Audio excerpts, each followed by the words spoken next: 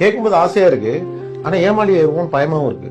Sir ஏமாந்தா ஏமாந்துட்டு போறோம் sir. அவ்வளவு விவரமா இருந்து என்னத்த பண்ண போறோம் எனக்கு தெரியலையே. என்ன பண்ணிடுவோம் சொல்லுங்க, என்ன கிடைச்சிரும் உங்களுக்கு? சரி, நான் உங்கள்கிட்ட ஒரு ரொம்ப விவரமாவே இருக்கேன், நீங்க பதில் என்கிட்ட எப்படி இருக்கீங்க? சரி, அவன் பெரிய விவரம் போல, நானும் அப்படியே இருந்துக்கிறேன். என்ன கிடைச்சிரும் எனக்கு உங்கள்கிட்ட இருந்து? இன்னும் உங்க பாக்கெட்ல இருந்து நான் ஒரு 500 ரூபாய் நான் எடுத்துட முடியுமா என் விவரத்தை வச்சு? அதுக்கு மேல என்ன பண்ணிட முடியும் சார்? நான் இன்னொரு உதாரணமும் சொல்றேன். ஒரு மகத்தான ஒரு எழுத்தாளர், அவர் நிறைய புத்தகங்கள்லாம் எழுதியிருக்காரு. அவருடைய கதைகள் நிறைய சினிமால திருடி படமா எடுத்துட்டாங்க.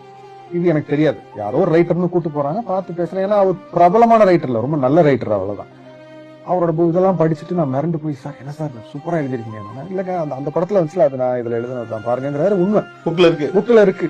அப்படியே அங்கேருந்து சுட்டுருக்காங்க, இங்கேருந்து சுட்டுருக்காங்க. என்னங்க அவரையும் உங்களுக்கு தெரியுங்கிறீங்க? ஆமா தெரியும், பட் எடுத்துட்டு தான் சொன்னாங்க. அப்புறம் நான் என்ன சொல்றது, சரி நம்ம வேற ஏதாவது எழுதுவோம். அப்படியே போய் என்னங்க சொல்றீங்க, இப்படி ஏமாத்தி இருக்காங்க? ஏங்க ஏமாத்தினா ஏமாத்திட்டு போறாங்க, என்ன இருந்தாலும் என் நண்பன் தானே.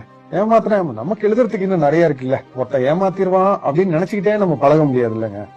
ஏமாத்துறானா, சரி போ விடு அப்படிங்கிறாங்க. இன்னும் நல்லவங்க எத்தனையோ பேர் இருக்காங்க. நான் அவங்க கூட பேசிக்கிட்டு அவங்கள்ட்ட இருந்து நான் நிறைய கதைகள் நான் எழுதிக்கிட்டே தான் இருக்கேன், சந்தோஷமா தான் இருக்கேன்.